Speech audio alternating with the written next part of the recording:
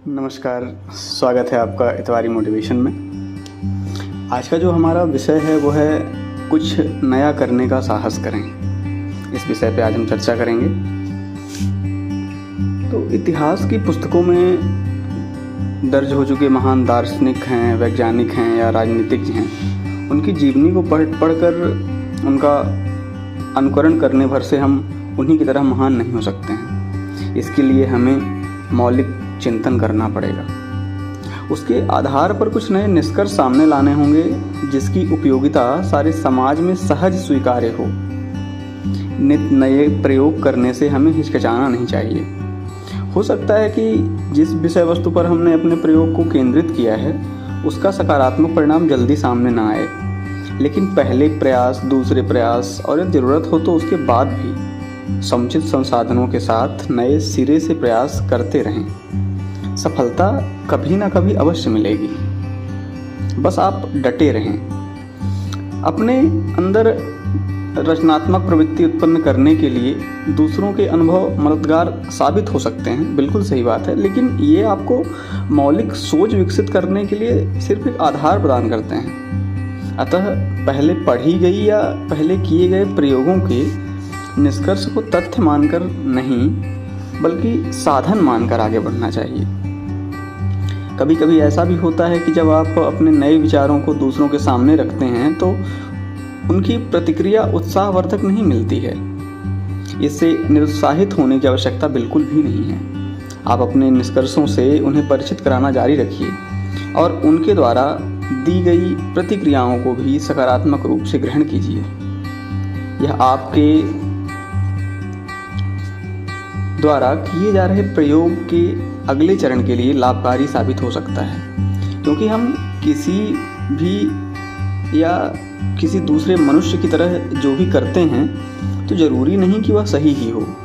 यह बात विद्यार्थियों के साथ भी लागू होती है। तभी तो उनके द्वारा प्रतिपादित निष्कर्षों में भी समय के साथ त्रुटियां सामने आती हैं और वैकल्पिक प्रतिमान स्थापित होते रहते हैं।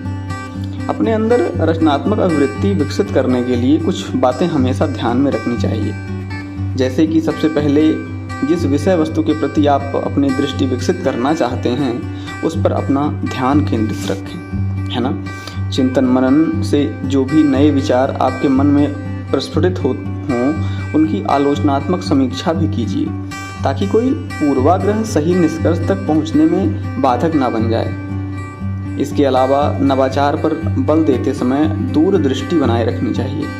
इससे तात्पर्य यह है कि यह तय करने की कोशिश करना कि आपके नए विचारों का भविष्य में प्रयोग पर क्या प्रभाव पड़ सकता है या समाज में क्या प्रतिक्रिया हो सकती है। इसका फ़ायदा यह होता है कि संभावित निष्कर्ष का आभास हमें पहले हो जाता है। यह भी देखा जाता है कि अगर आप लीक से हटकर कुछ नया करने की कोशिश करें तो लोगों का इसमें अपेक्षित सहयोग नहीं मिलता है। इस परिस्थिति में धैर्य नहीं खोना चाहिए। कुछ नया करने का जज्बा ही आपके लिए आंतरिक प्रेरणा का महत्वपूर्ण स्रोत है। तो जब भी आप कुछ करें तो आप उसमें नया ज़रूर करें, है ना। आप यदि मैं विद्यार्थियों की बात करूं तो आप आंसर राइटिंग कर रहे हैं मुख्य परीक्षा के लिए, तो आप उसमें कुछ नई फॉर्मेटिंग आप करें उसमें, है ना।